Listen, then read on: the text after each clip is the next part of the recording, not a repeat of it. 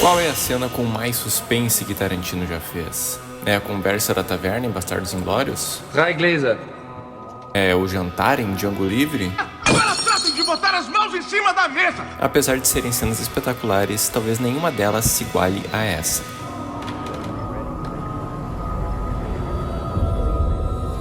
I actually think the Spawn Ranch sequence with Brad is one of my favorite sequences I've ever done. Se o próprio Tarantino acha isso, creio que essa sequência merece uma análise mais aprofundada. Então nesse vídeo irei analisar detalhadamente como o suspense dessa cena foi construído e descobrir os motivos que fazem dela uma das favoritas de Tarantino.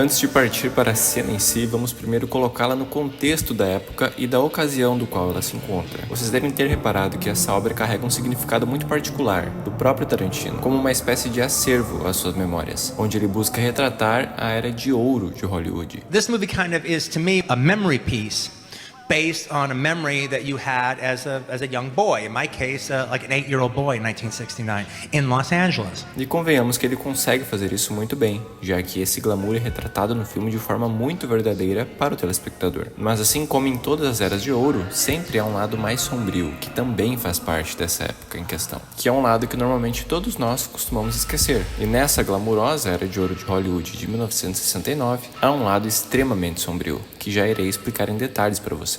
Mas o ponto agora é que a maneira que Tarantino trouxe para representar esses dois lados foi através dos dois personagens principais, Rick Dalton e Cliff Booth. Rick Dalton é um ator e Cliff é o seu dublê. E para prosseguirmos é necessário que vocês compreendam o seguinte: Rick Dalton vivencia o lado mais glamouroso de Hollywood, enquanto nosso amigo Cliff vivencia o lado mais sombrio e real de Hollywood. The whole thing of their career is Rick is the one who pretends to be the badass cowboy, the guy who can do this and the guy who can do that, and Cliff is the guy who's the badass, who can do this and can do that. Logo, Cliff acaba por ser o dublê de Rick Dalton dentro e fora das telas, já que em ambas é ele quem faz o trabalho pesado. Enquanto Rick Dalton vive situações de perigo dentro das telas, é Cliff quem as vivencia fora delas. Então, voltando para a nossa cena, é natural que Cliff seja quem a vivencie. Não por acaso, ele havia acabado de deixar Rick Dalton no estúdio para gravar o seu faroeste. We've just watched Rick spending his day on the Lancer set, playing a cowboy in his cowboy outfit,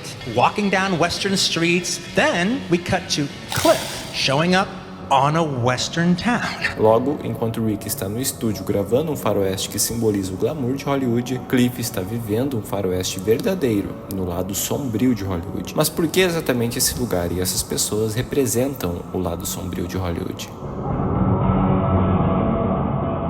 E não há como dar início a essa análise sem trazer esse cara para a conversa. Esse cara que aparece no filme existiu também na vida real. Esse cara se chamava Charles Manson. Ele era líder de uma seita na Califórnia conhecida como Família Manson. Essa é a Família Manson representada no filme. Aliás, essa música que eles cantam é uma música real, escrita pelo próprio Manson. Always is always forever, as long as one is one. Em agosto de 1969, alguns membros da sua seita cometeram uma série de atrocidades na casa de Roman Polanski. Era o Roman Polanski e ele tá morando ali há um mês. Tirando a vida de sua esposa grávida, Sharon Tate, e a de seus amigos. Essa informação muda completamente a ótica do qual enxergamos a obra como um todo, já que é exatamente esse evento que aconteceria no final do filme se Tarantino não tivesse trazido a sua adaptação. Mas isso é assunto para outro vídeo. Voltando para o contexto daquela cena, a menina hippie que Cliff conhece da carona é membro desse culto de Manson. O lugar que Cliff está indo com ela é o Rancho Spahn. O rancho de filmagem Spahn? E foi o lugar onde a família Manson realmente morava na época, tanto no filme como na vida real. Então você e uns outros amigos que nem você estão morando no rancho de filmagem Spahn. Inclusive, na vida real, houve um sujeito chamado Donald Shee, que era vaqueiro do rancho, mas trabalhava como dublê. Esse cara tentou alertar o verdadeiro George Spahn sobre o perigo daquela família morar ali. E nesse mesmo ano de 1969, foi assassinado nesse mesmo lugar por membros da família Manson e só teve o seu corpo encontrado anos depois. Saber dessa informação traz uma ótica ainda mais sombria para a situação, já que Cliff, O cowboy velho que fazia os filmes do rancho Spahn. também um dublê no ano de 1969, Eu sou dublê. está prestes a adentrar sozinho e desarmado no ninho da família Manson e tentar conversar com George Spahn. Após dadas essas informações, vamos à construção da cena, a começar pela criação da atmosfera. One of the things why that scene is effective is Cliff could die in that sequence. Já sabemos que o lugar que ele está chegando é o lugar onde a família Manson morava. Então, antes de mostrar o ponto de vista de Cliff adentrando ao ninho, é mostrado o ponto de vista do ninho primeiro. Chegou um carro. Um carro desconhecido. Apresentando a sujeira do qual eles vivem, que simboliza também a podridão de seu caráter. E então apresentando a reação deles com a chegada de Cliff. Quem é? Eu não sei ainda. O comportamento que eles apresentam, principalmente a Squeak, que na vida real também tinha esse protagonismo no rancho, evidencia que aquelas pessoas não querem nenhum tipo de visita ali. Mas por que não querem nenhum tipo de visita ali? Será que estão escondendo alguma coisa? Fica de olho nele. É exatamente essa ideia que Tarantino está querendo passar para o telespectador nesse ponto. A dúvida sobre ter ou não algo escondido ali. Esse comportamento, junto com o fato de sabermos quem aquelas pessoas são, introduzem nós telespectadores a ideia de que eles estão ocultando alguma coisa naquele lugar. Então é evidenciado para o telespectador quais são os pontos centrais da cena. É o caso de George, que no caso é o ninho, e Cliff, que é um estranho que conhece aquele ninho antes dele se tornar aquele ninho. Não à toa, ambos são gravados de forma que fiquem sempre centralizados bem no meio do quadro. Agora reparem nos efeitos sonoros quando Cliff chega.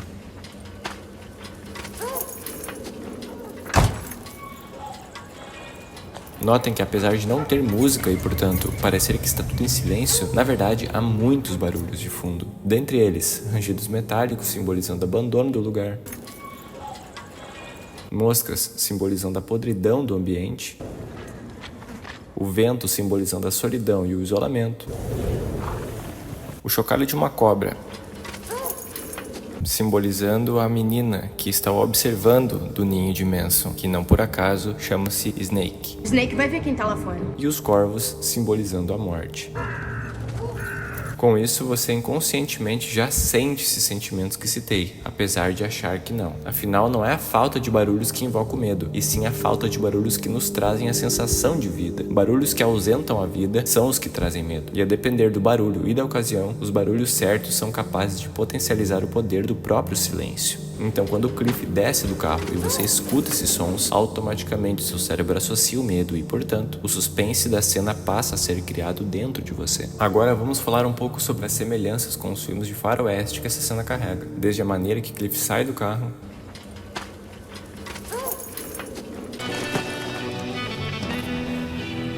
o som das chaves que se parecem com as esporas de um cowboy, o fato do carro estar estacionado do lado dos cavalos. É como se Cliff tivesse amarrado seu cavalo ao lado dos outros cavalos e descido dele em direção a uma cidade abandonada. E novamente contrasta sua personalidade com a de seu amigo Rick Dalton, já que enquanto ele está no set gravando uma cena de faroeste, Cliff está vivendo na vida real em um set abandonado. Um está recebendo prestígio em um set cheio de vida em Hollywood, o outro em perigo em um set com a melhor representação da morte em Hollywood. Mas seguindo com a cena, enquanto Cliff olha para aquele cenário, a menina da carona para bem no centro da tela, enquadrando-se perfeitamente com o ninho. E no exato momento que ela estende a mão, esse som de moscas é exaltado, representando que ela também faz parte da podridão daquele ninho e que seguir o caminho dela não é seguro. Isso também é mostrado na primeira cena em que ela e Cliff se encontram, quando ela e seu grupo estão caminhando em uma direção, e enquadrado ao lado está uma placa de caminho sinuoso à frente, simbolizando que desde o início o caminho dessa menina é um tanto arriscado de se seguir. Agora Cliff está sendo puxado por ela para esse caminho. Vemos um pouco a perspectiva de Cliff quanto àquele lugar e o plano do qual foi gravado novamente contrasta com o de Rick Dalton. O set cheio ambientado por trabalhadores em pleno funcionamento. O set abandonado ambientado pela escória de Hollywood. A sequência é gravada da mesma forma, mas evidenciando esse contraste. Agora voltamos para a perspectiva do ninho, onde a mesma garota de antes informa Squeak exatamente o que acontece ali. Ela tá entrando com ele no rancho, apresentando todo mundo.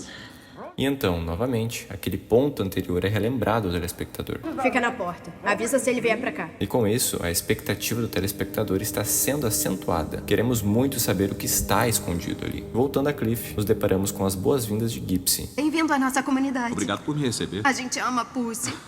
Quem não ama? Essa parte tem um intuito muito particular, principalmente por conta disso. O Charlie foi? Foi todo mundo? Aqui é a primeira vez no filme que temos uma menção direta a Charles Manson, tirando qualquer dúvida quanto àquele lugar e aquelas pessoas serem realmente parte da família Manson. O Charlie ia gostar de conhecer você. E se eu dissesse a vocês que eles, na verdade, se conheceram no filme alguns momentos antes disso, porém, a cena acabou sendo deletada. Vocês lembram quando o Cliff está arrumando a antena da casa do Rick e Charlie estaciona seu carro ali na frente, para então ir até a residência dos Polanski e procurar o tal do Terry Wilson? Bem, esse encontro entre ele e Cliff se dá quando Charlie sai da casa dos Polanski e volta para o seu carro.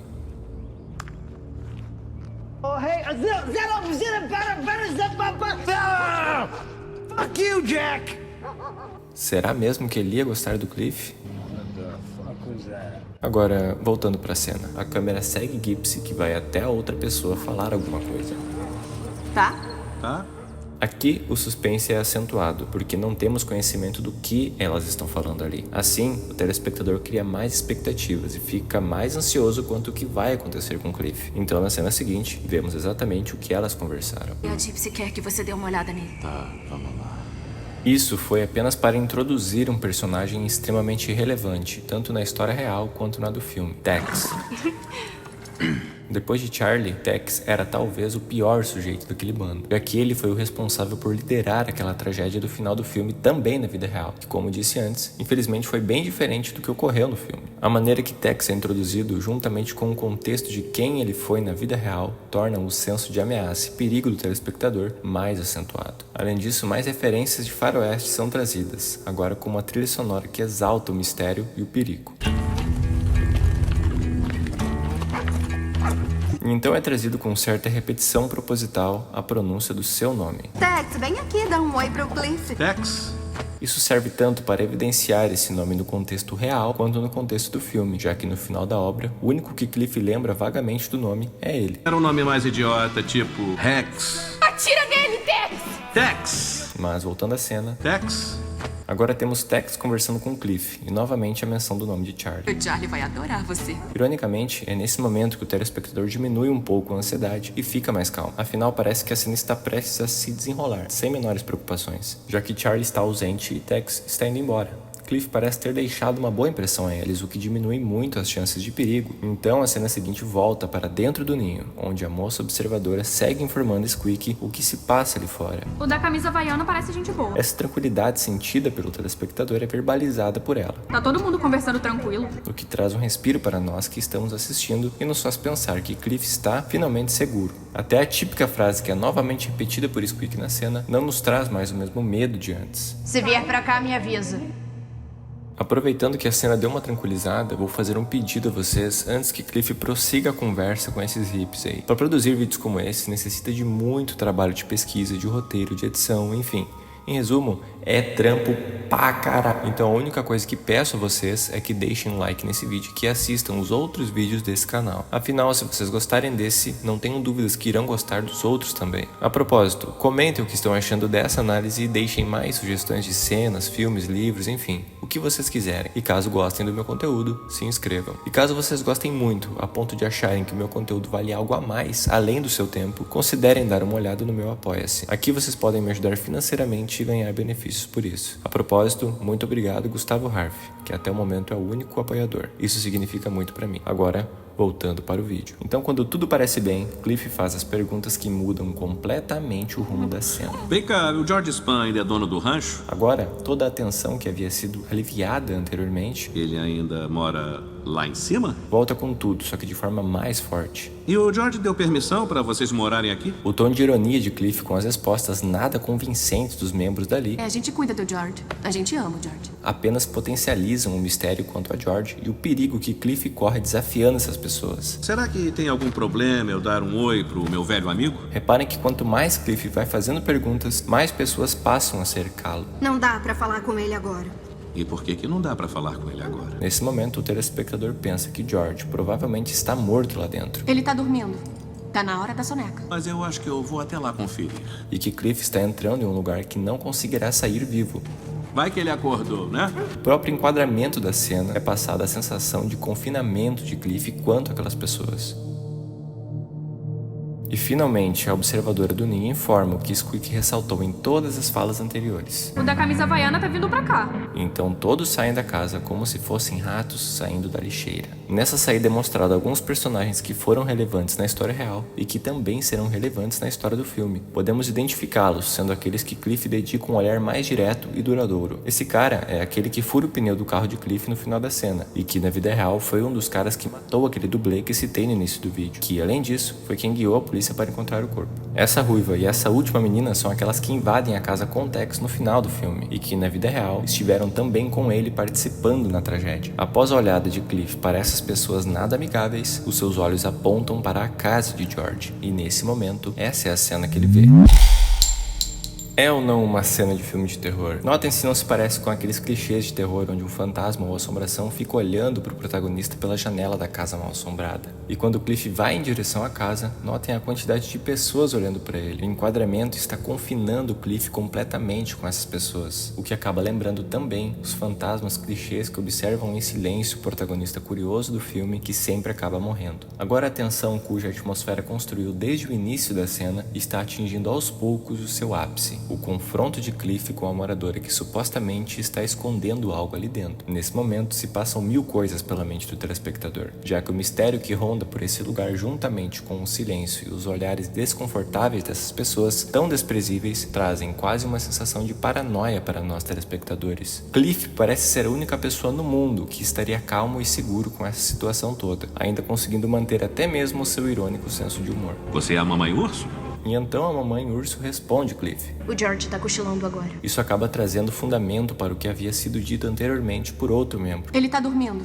Tá na hora da soneca. Mas apesar de nos trazer dúvida, a atmosfera da cena não deixa que essas respostas soem minimamente convincentes. E Cliff também pensa isso. E a maneira irônica de Cliff responder verbaliza isso para nós. Ah, poxa, mas que pena. Então, a partir daí, inicia-se um interrogatório por parte de Squeak. De onde conhece o George? Eu gravava Bang Bangs aqui no rancho. Nesse momento, o enquadramento de Cliff muda. Agora ele está sendo gravado em um estilo chamado ângulo holandês, que normalmente é usado para trazer desconforto psicológico e tensão à cena, já que nós somos inconscientemente condicionados a gostar de coisas harmônicas e lineares. Quando a câmera fica posicionada dessa forma meio torta, nós sentimos uma certa insatisfação, um certo desconforto, e essa técnica é usada justamente para esse fim. Aliás, nas cenas iniciais onde mostram o bando de Manson, a mesma técnica foi utilizada, ali simbolizando o desequilíbrio psicológico e a imprevisibilidade mental daquelas pessoas. Então Cliff é agora enquadrado nesse ângulo holandês. Está sendo representado para nós que aquele interrogatório de Squeak está adentrando Cliff a esse mundo.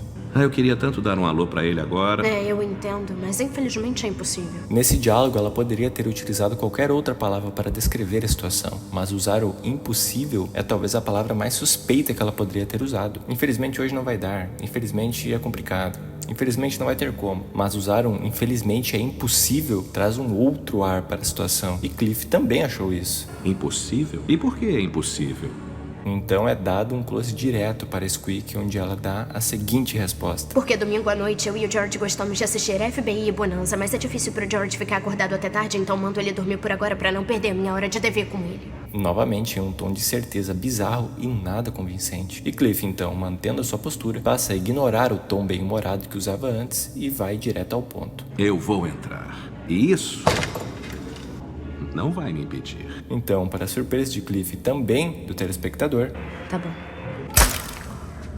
Tão fácil assim? Beleza, né? Então Squeak volta para sua poltrona e muda de canal. E no momento dessa troca, o sujeito da TV fala a seguinte frase. You never know. The next boy you meet may be the one. Traduzindo essa frase, é algo como: você nunca sabe, o próximo garoto que você conhecer pode ser aquele. Talvez seja uma mera coincidência, já que na realidade esse programa era um programa de relacionamento, mas trazendo para o contexto da cena e do próprio Tarantino enriquecer detalhes, talvez não seja coincidência. Afinal, essa fala poderia facilmente simbolizar os membros do grupo que Cliff conheceu ali no rancho, e o termo aquele poderia referenciar-se ao próprio Manson, como uma espécie de aviso a Cliff e até mesmo para o próprio telespectador. Você nunca sabe, o próximo sujeito que você conhecer talvez seja um desses caras. E então o quadro muda para Cliff dando uma olhada para trás antes de finalmente adentrar ao ninho. Reparem que nesse quadro é colocado junto a Cliff o semblante de um animal de chifres e a palavra privado no outro lado, que inconscientemente arremete ao telespectador algo como se Cliff estivesse prestes a adentrar em um local privativo de extremo perigo, onde ele ficará confinado com alguma coisa ruim que ali está representada por essa figura de chifres. Então é mostrado o que Cliff está vendo antes de entrar naquela espécie de inferno privativo. O que ele vê ali, juntamente com esses efeitos sonoros que compõem a cena, exalta muito o perigo que ele corre ali. Estão todos encarando ele com total repulsa e desprezo. É a família Manson direcionando seu mais profundo ódio para um só homem, Cliff. Cliff Booth. Menos uma pessoa, a menina cujo Cliff deu carona. Ela aparenta estar muito nervosa com aquilo tudo, e esse nervosismo traz ainda mais suspeita para o ninho. Afinal, por que estaria tão nervosa se não há nada para esconder? Dramatically, Cliff could die. I don't think you're intellectually thinking that, but your own dramatic inner clock knows that. Então Cliff, ignorando tudo e todos, finalmente adentra ao ninho. Ali temos um vislumbre da podridão que aquelas pessoas vivem e temos o close em um rato, que está vivo e agonizando preso em uma ratoeira, o que poderia simbolizar George, que assim como aquele rato, está preso agonizando na mão daquelas pessoas. Enquanto Cliff cuidadosamente observa aquele ninho e vai em direção ao quarto de George, Squeak troca de canal. Sparkling drop of Redson. Então o canal que ela escolhe assistir é esse. É uma forma extremamente criativa de Tarantino trazer uma trilha sonora para a cena sem precisar colocá-la de forma artificial. Assim, a trilha sonora do filme da TV torna-se a trilha sonora da cena, e não por acaso é de um filme de terror. Cliff, tentando manter a sua postura de naturalidade, pergunta: Ele tá lá dentro? E Squeak então responde: É a porta no fim do corredor. Vai ter que sacudir ele. De manhã a gente transou tanto que ele apagou. Novamente, não parece nada convincente. Ele deve estar cansado. Mas Cliff segue seu caminho, caminhando diretamente para a escuridão. E antes dele adentrar totalmente nessa escuridão... O amigo de 8 anos atrás? George tá cego. Vai ter que dizer pra ele quem é você. A cada comentário parece que a coisa fica cada vez mais suspeita. Nesse momento o nervosismo do telespectador já tá parecido com o da moça lá fora da carona. Mas Cliff permanece firme e segue seu caminho para dentro da escuridão do ninho. Agora vem a clássica olhada pela janela, típica dos filmes de terror. E então, quando vemos apenas a sua silhueta escura contrastada com a luz do exterior, Cliff bate a porta de George. George, tá acordado? Agora, com a trilha sonora de terror enaltecendo mais a ansiedade a cada segundo, Cliff abre a porta que, obviamente, vai ter a clássica rangida sinistra.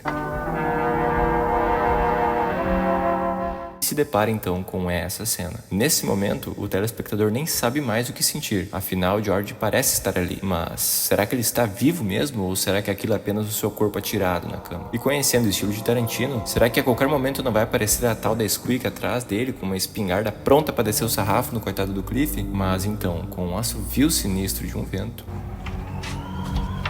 a porta se fecha e a música cessa. Agora é apenas Cliff, o silêncio misterioso e a dúvida que perdura tanto nele quanto no telespectador. George está vivo? A tensão e o suspense da cena agora atingem o seu ápice. Mas então, para a enorme surpresa de Cliff e do telespectador, isso acontece. Meu Deus. Oi, George. A expressão de Cliff é praticamente a mesma que a nossa. Um sorriso de alívio toma conta da cena, e de forma quase instantânea, todos aqueles efeitos sonoros sinistros se dissiparam por completo. Então, um diálogo que oscila entre um tom de humor e de ansiedade se desenvolve. Aqui temos alguns pontos para comentar. Por exemplo, Eu não tô bem, não. E qual é o problema? Eu não enxergo nada. a todo momento pensamos que George vai falar alguma coisa de ruim daquelas pessoas que moram ali. Mas de uma maneira até mesmo cômica, todas as falas nada convincentes daquelas pessoas que guiaram Cliff até aquele momento se mostraram estupidamente verdadeiras. Tenho que assistir FBI mais tarde. Assisto sempre com a Squeak. Apesar de Cliff estrategicamente procurar qualquer mínima coisa suspeita através de suas perguntas, Ela fica toda irritada se eu durmo no meio. E o que é que acontece quando ela se irrita, George? a resposta de George é soberana. Nada. Eu só não gosto de decepcionar. No fim, realmente não havia nada de errado com George. Então por que não vai se fuder? Reparem que agora, quando Cliff sai do ninho, o cenário está limpo. Todas aquelas pessoas que o encaravam com um olhar de ódio não estão mais ali, exceto a menina da carona, que foi quem o trouxe até ali. É como se todos os fantasmas / espíritos que ali estavam no momento de tensão tivessem ido embora dali. E com eles, também o nosso medo. Agora o clima inteiro da cena vai ficando mais leve. Até uma trilha sonora foi adicionada para intensificar isso. Aliás, é extremamente satisfatório ver Cliff voltando pro seu carro, ignorando totalmente a cambada de hippies histérica no fundo. E mais satisfatório que isso é o que acontece em seguida. Você fez isso? Lembra que falei que esse cara na vida real foi um dos sujeitos que matou aquele dublê? Bem, em Era Uma Vez em Hollywood, é o dublê quem triunfa. E triunfa da forma mais Tarantino possível.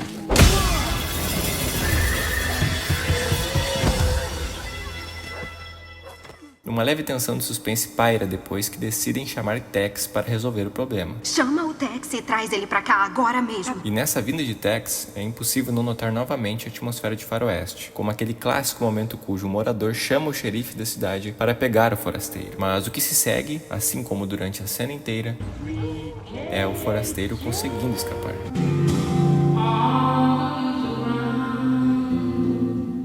Para concluir, refaço a pergunta que o fez entrar nesse vídeo. Por que essa cena é considerada uma das favoritas cenas de suspense de Tarantino? Bem, porque ela representa mais do que apenas a criação de uma atmosfera cinematográfica. Era Uma Vez em Hollywood representa a história do cinema. E nessa cena, Tarantino com maestria trouxe todos os conhecimentos que ele adquiriu nesse repertório de décadas, como consumidor do bom cinema e criador do seu próprio estilo de cinema. É a mais profunda nuance daquilo que o fez apaixonar-se pela arte do cinema. É a teoria e a prática. Essa cena trouxe traços do faroeste que ele cresceu assistindo, traços do terror que ele cresceu assistindo, traços do suspense que ele cresceu assistindo. Tudo isso aprimorado a um ambiente que representou o fim de uma era no cinema da época. Esse lugar, essas pessoas, elas existiram de verdade. Ou seja, o medo dessa cena vai além das telas. Assim como esse lugar e essas pessoas, esse medo também existiu de verdade. Essa cena é a representação do terror dentro e fora das telas. Se Era Uma Vez em Hollywood representa o glamour da era de ouro do cinema, essa cena representa um dos principais responsáveis pelo fim dessa era.